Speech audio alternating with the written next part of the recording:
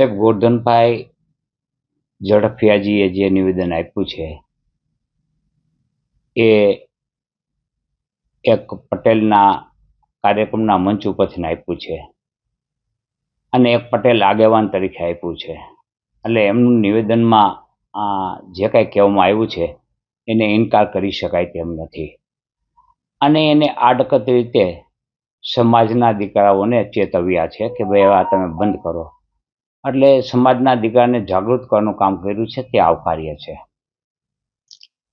પરંતુ આ જવાબદારી માત્ર સમાજની છે તો ના, આ જવાબદારી છે તે કલેક્ટિવ જવાબદારી છે, સહિયારી જવાબદારી છે. સમાજ,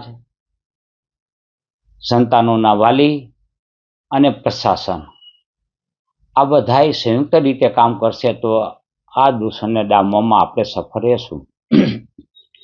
જવાબદારીઓને એકબીજા ઉપર ઢોળવાથી આ દૂષણ ડામી શકાશે નહીં. દીકરાઓને સમજાવવાની, એજ્યુકેટ કરવાની જવાબદારી છે એ માવતરોની છે, એની ઉપર દેખરેખ રાખવાની જવાબદારી છે એ માવતરોની છે.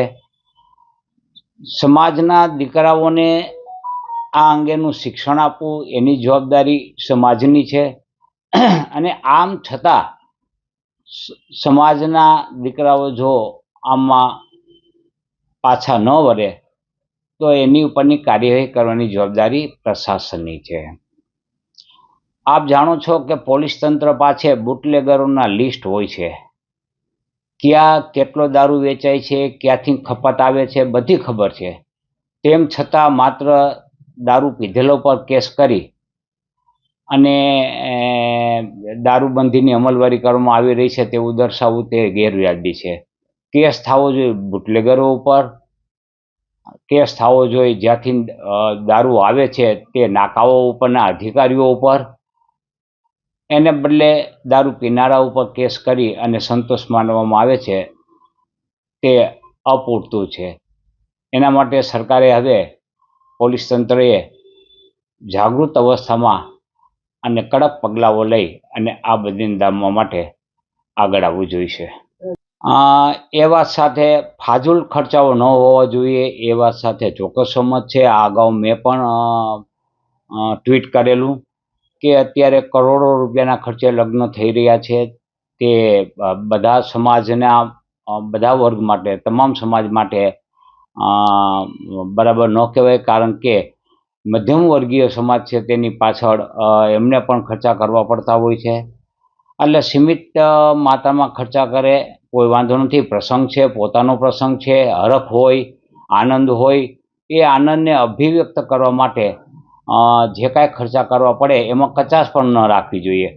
પરંતુ દેખાદેખીના ખર્ચાઓથી દૂર રહેવું જોઈએ એટલું સૂચન છે. ખર્ચા ન કરવા બાબતનું કોઈ સૂચન હોઈ શકે નહીં. કારણ કે બધાને એક જ પ્રસંગ હોય, 2 પ્રસંગ હોય, 3 પ્રસંગ હોય તો જીવનના અમૂલ્ય પ્રસંગોને ઉજવવા માટે સ્વતંત્ર હોય છે અને એને ઉજવણી કરવી જોઈએ. દેખાદેખી એટલે કે મેં પ્રસંગ કર્યો, મારી પાસે કેપેસિટી છે, મારી પાસે પૂરતી આવક છે અને મેં પ્રસંગ કર્યો, પણ મારા એક બીજા પરિચિત છે એની પાસે પૂરતી આવક નથી, એની પાસે કોઈ મિલકતો નથી અને ઓછી ઉધારા કરીને અથવા તો વીઘો વેચીને પ્રસંગો ઉજવે છે. તો એવા પ્રસંગો ઉજવવા ન જોઈએ. ત્યારે પોતે પછડી પ્રમાણે સોળ તાણીને આ પ્રસંગોને ઉજવવા જોઈએ નહીં. દૂષણ અત્ર તત્ર ને સર્વત્ર છે. દૂષણ માત્ર પાટીદાર સમાજમાં હોય એવું નથી. હા, એટલું ચોક્કસ કહી શકાય કે અમુક જ્ઞાતિમાં નહિવત દૂષણ છે તો અમુક જ્ઞાતિમાં પટેલોથી પણ વધુ દૂષણ છે. એટલે આ દૂષણ માત્ર પટેલોમાં છે એવું કેવું અસ્થાને છે. જે સુરતના મહિલા પીએસઆઈ છે એને જે નિવેદન કર્યું એના વિસ્તારની અંદર પટેલોની વસ્તી વધારે છે એટલે ત્યાં પટેલો પીતા પકડાય એ સ્વાભાવિક છે. પણ એમને જે નિવેદન કર્યું એ સરકારી દરજ્જે નથી કર્યું, પીઆઈ દરજ્જે નથી કર્યું. એને જે નિવેદન કર્યું છે એ એક પટેલ સમાજના મંચ ઉપરથી કર્યું છે અને એ પટેલ સમાજ પણ યુવાનોને જાગૃત કરવાનું કામ કરી રહ્યો છે એ માટેથી એને નિવેદન કર્યું છે. એટલે નિવેદન યોગ્ય નથી તેમ કહી શકાય નહીં.